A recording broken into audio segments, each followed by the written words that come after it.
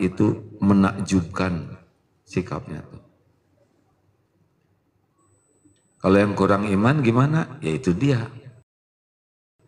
Dikasih nikmat, cuman segini. Ini kurang asin nih. Dikasih garam kurang manis. Dikasih ini kurang banyak ya. Dikasih ini kurang bayarannya gitu. Ada orang yang dikasih apapun selalu tidak baik karena dia sibuk dengan keinginan.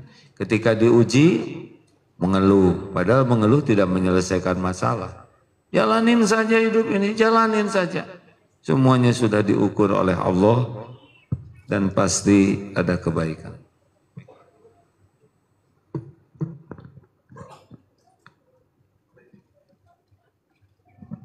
Tes lebih enak ini kan.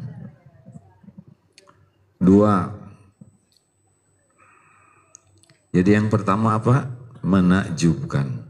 Orang yang kuat iman itu pokoknya mah anteng. Apapun episode yang terjadi, beliau tahu ini terjadi dengan izin Allah, ini adalah ujian dan ini pasti ada kebaikan. Jadi suatu saat pulang ke rumah disayang, syukur. Suatu saat digalakin, sabar. Gitu aja, nggak ada ribet-ribetnya. Karena semuanya hanya terjadi dengan izin Allah. Yang kedua, apa sih ciri orang yang kuat iman? Hadis riwayat At-Tirmizi sahih ini ya.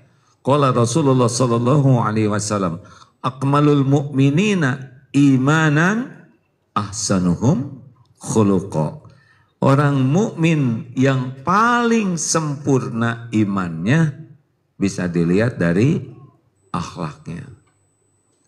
Jadi kalau ingin negara ini akhlaknya bagus, maka program prioritasnya adalah meningkatkan iman rakyatnya. Walaupun punya gelar panjang, punya fisik terlatih, punya wawasan yang banyak, tapi kalau kurang iman, ya seperti yang kita lihat di media-media ini. Benar? Di media sekarang, ada seorang petinggi menodai anak umur 6 tahun. Itu kan gak masuk di akal ya. Padahal untuk akademinya saja segitu beratnya. Tiap naik pangkat pendidikan, pasti pendidikan imannya yang kurang. Karena satu-satunya yang bisa ngerem orang dari perbuatan buruk adalah yakin Allah Maha melihat apa yang dilakukan. Yakin setiap yang dilakukan pasti ada balasannya. Jadi kalau kurang iman ya begitulah yang sering terjadi kita simak ya. Perbuatan. Coba, sekarang ada CCTV saja, orang jaga diri, betul tidak? CCTV, padahal itu cuman kamera-kameraan, nggak ada kabelnya. Ada security, jaga diri. Nah kalau orang yakin Allah melihat, maha dekat, maha menyaksikan, kapan kita akan berbuat maksiat? Makanya hati-hati kalau punya anak dididik segala macam, tapi kalau tidak ditempa keimanannya, maka susah. Susah Pak. Kalau orang tidak takut kepada Allah, aturan sehebat apapun akan dikadalin. Benar. Hanya satu-satunya yang paling efektif membuat orang tercegah adalah dia takut. Allah murka karena Allah menyaksikan perbuatannya. Jadi ibu jangan bangga ya Bu, kalau ada suami takut ke ibu gitu. STI, suami takut istri. Karena baiknya ya cuma di depan ibu aja. Nanti di luar merdeka. Tapi suami takut ke Allah, gak akan takut sama ibu memang. Bukan berarti galak. Suami takut ke Allah sudah tahu belum? Seperti apa suami takut ke Allah? Khiyarukum li nisaihim menjadi lelaki yang paling baik ke istrinya.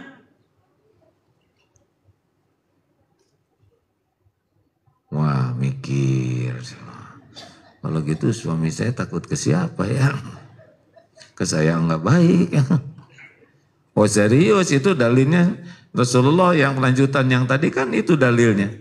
Jadi kalau ingin tahu kualitas kita nih lelaki, ini kita lelaki yang lelaki ya. Apakah baik di kantor? Itu udah pasti baik? Mudah-mudahan iya, tapi belum tentu. Apakah di masjid baik? Itu udah pasti baik? Mudah-mudahan iya, tapi belum tentu. Tapi yang mesti baik itu adalah lelaki yang paling baik kepada keluarganya, ke istrinya, itu biasanya di mana-mana baiknya itu baik asli. Aduh, ibu-ibu ini cerah gitu. Masalahnya saya belum punya suami, ya nggak boleh mikir. Ada juga suami orang baik sama saya, itu beda urusan.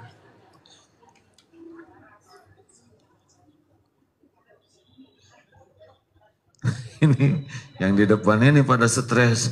Alah, baru aja ngambek ya.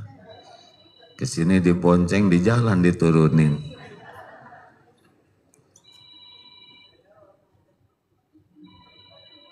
Nah, tenang aja. Ibu nggak usah dikomentarin. Yang punya HP aja udah itu tanda keimanan, Bu, diam. Sekarang gini, kan barusan HP bunyi. Yang punya HP aja udah menderita tuh. Tanpa disuruh, Bu matiin. Itu sudah lebih tahu dari kita. Masalahnya tidak semua ibu-ibu tahu cara matiin HP ya kan. Oh iya. Apalagi yang sudah senior, yang gaptek dibeliin HP modern. Diputar-putar aja.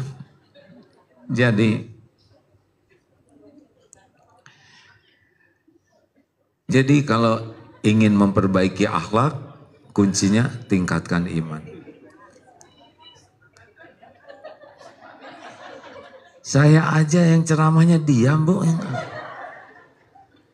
Bagaimana menyikapi HP yang bunyi? Lagi sholat. Ini serius ini ilmu penting nih. Lagi sholat berjamaah, taraweh atau HP ada yang bunyi. Ini lagi sholat. Gimana coba? Jengkel, siapa itu? HP tararat, aduh kurang aja. Terus sambil dia juga nggak bisa apa-apa. Dia lagi sholat ya kan, tapi dendam. Siapa ini? Ini tidak menyelesaikan masalah. Pertama dia tidak tahu HP siapa yang lagi bunyi. Yang kedua tahu juga nggak bisa apa-apa. Dia lagi sholat. Udah, terimalah ini takdir hadirin. Enggak tiap hari kita sholat dengar HP bunyi, betul tidak? Ujian dari ya Allah, qadarullah. Udah fokus ke Allah lagi. Kemudian sesudah selesai sholat, kita nggak usah nyari. Siapa kita? Security bukan, yang punya masjid bukan, penceramah bukan, sama-sama nebeng, betul tidak? Nggak usah dilihat aja yang punya HP itu udah menderita, Bu. Beneran. Udah tahu itu salah, udah kita husnuzon aja. Ini takdir Allah, tidak ada niat untuk ngeganggu sholat. Beliau juga udah nelangsa, ya kan? Nggak usah dipelototin. Nah, melototnya ternyata salah lagi ya kan? Udahlah, doakan saja dan jadi pelajaran supaya kita ke depan HP-nya mati. Pastikan tidak mungkin ada kejadian sia-sia kecuali pasti ada kebaikan. Gitu kalau pakai iman. Ini disikut. Yang benar dong. Ini majlis taklim nih. Justru dia teriak lebih keras dari suara HP. Lebih mengganggu orang. Akhlak.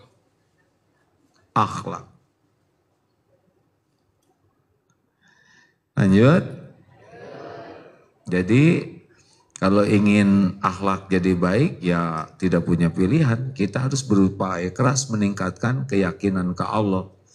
Makin yakin makin bagus. Tapi itu rajin pengajian kok akhlaknya gitu-gitu aja. Nggak boleh gitu. Malah yang berubah cuma seragamnya. Nggak boleh gitu. Adalah perubahan walaupun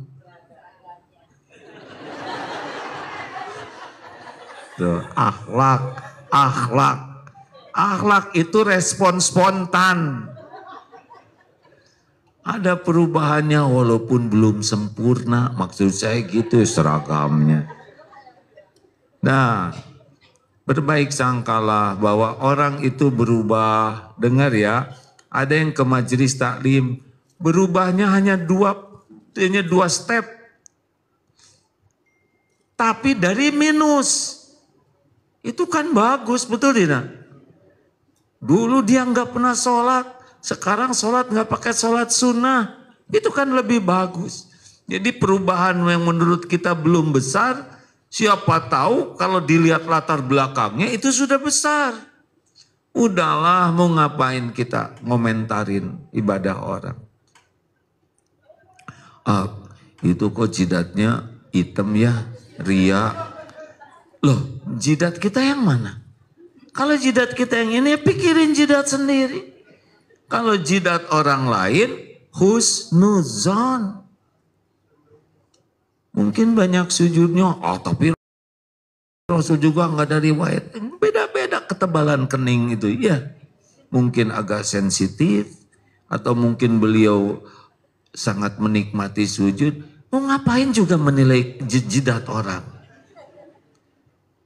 Tapi saya mah takut teriak, enggak usah. Kita tidak mau kelihatan tidak berarti orang lain ria, betul tidak? Udah lihat kening yang hitam, doakan. Semoga ahli sujud. Selesai, itu akhlak. Ngapain hitam ria? Ria dari mana? Kita yang justru suudon yang jadi dosa. Akhlak. Lanjut. Apalagi cirinya, man kana yu'minu billah wal yaumil akhir falyaqul khairan aw liyasmut. Barang siapa yang beriman kepada Allah dan hari akhir, hendaklah berkata baik atau diam. Jadi orang yang kuat imannya itu sangat terukur dari perkataannya. Makin kuat iman, makin yakin Allah Maha mendengar. Makin yakin malaikat mencatat. Tidak ada satu patah kata pun yang diucapkan ma yalfidzu min qaulin illa ladaihi raqibun atid. Malaikat mencatat, Allah Maha mendengar dan pasti dihisab. Jadi keimanan seseorang